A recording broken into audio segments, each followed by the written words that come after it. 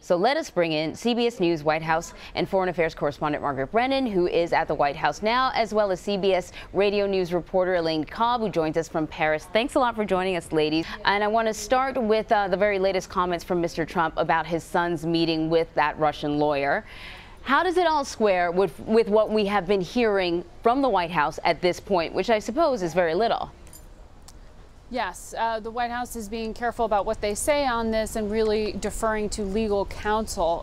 The president, his son-in-law, his son, and his former campaign chair have all retained outside legal counsel. So everyone's lawyering up, and they're doing it for a reason, which is while the president is saying that this was just a meeting that anyone would have taken for opposition research, the key language in that email that his son exchanged with that go-between, Rob Goldstone, who set up the meeting, put in that language saying that this was part of a Russian government effort to help the Trump campaign. And of course, that gets back to the entire premise of the ongoing FBI investigation into Russia's attempts to influence the outcome of that election through various forms, and those other questions about whether there was any kind of real collusion, collaboration, strategy here along with the people leading the Trump campaign. So while the president's come to a conclusion, the FBI here just has not, which is why there are lawyers involved here and trying to protect their clients. So the president would really like, as they say, to put this behind him. However, all of these reports that are being discovered by journalists here, the disclosures are coming from journalists who have uncovered this or who have brought it to the lawyers for those involved who have then decided to go public with it. These aren't disclosures that the Trump family or friends and colleagues are coming forward on their own, and that is why you have people like the House Oversight Chair Trey Gowdy, a Republican himself, who are pushing the Trump administration to say, look, don't let this be a drip, drip, drip thing that drags out over months.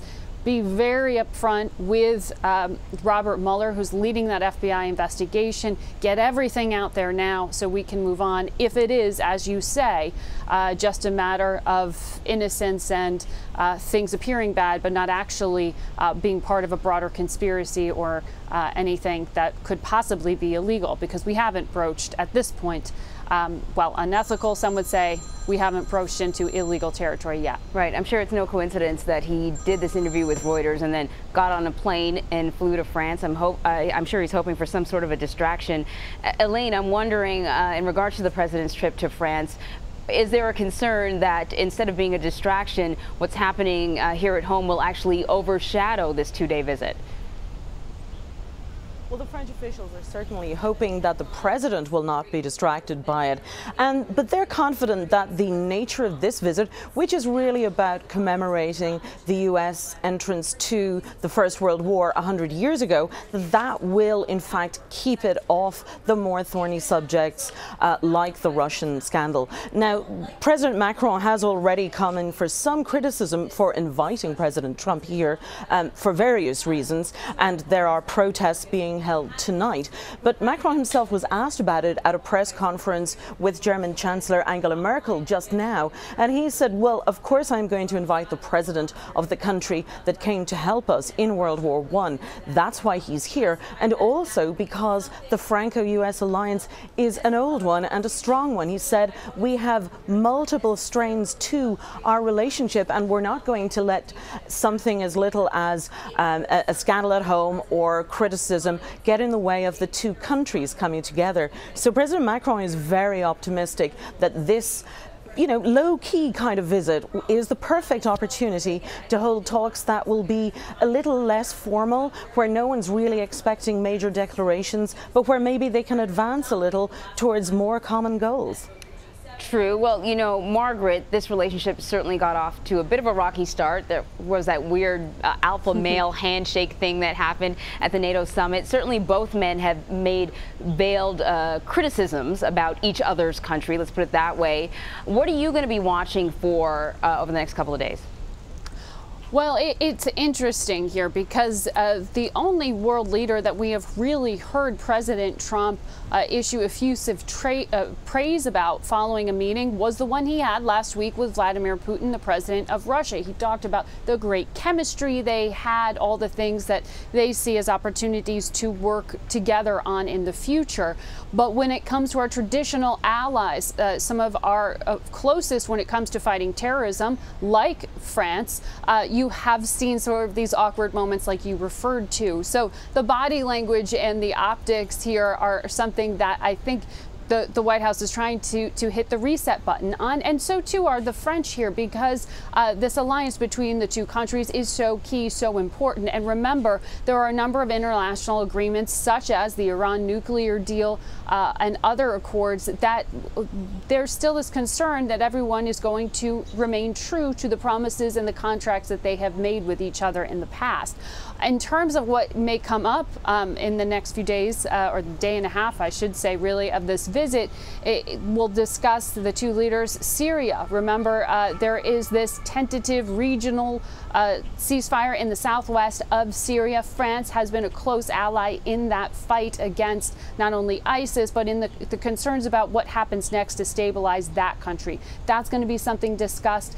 The fight against ISIS, remember, Paris, France has been such a target because of that entry point from North Africa, because of the foreign fighters moving in there. These are things, points of common interest that can be discussed. Climate change, the decision of President Trump to, as he says, exit an agreement. Of course, that technically won't happen for years to come, but it's something he said he has no intent of remaining within. That really was a direct hit to the French president. This is the Paris Agreement. This is something that Emmanuel Macron has championed himself, and has run with this slogan, you know, make the planet great again, saying that this isn't just something about America, this is something about the world, and he is going to try to get some buy-in from the American president on some environmental issues in some form or fashion, because that was definitely a real irritant in the relationship to have President Trump withdraw from that accord. Yeah, and that make the world great again was a little bit of a dig, I think, at least many people took it that way. So, Elaine, clearly these men have a lot of things, a lot of areas in which they disagree. But I'm wondering if you think this move by Macron is an attempt to sort of woo Donald Trump, pull him back into the European alliance fold, if you will, or maybe be the point person in Europe to interact with Donald Trump. Do you think that's the role he's trying to go for? Yes, I think he very much sees himself as the person who could take Donald Trump out of what is being seen in Europe as increasing isolation. The press here are very much talking about how President Macron, in bringing in President Trump for a visit like this, where the backdrop is the World War I commemorations, that this is a perfect opportunity to have the talks between the two in a more relaxed atmosphere, that he can reach out to him in a way that you don't get the same chance to do at something like the G20 that's just happened. And I think Macron sees the opportunity to be the one who President Trump could look to as an entryway, as you say, as someone who will, you know, smooth things over. And, you know, that firm handshake, there was very much an alpha male thing going on, and President Macron said, I did practice. But it's also very much part of the whole game. You know, first off, you say, I am strong too, and now he's going on a charm offensive, very much saying, we are friends.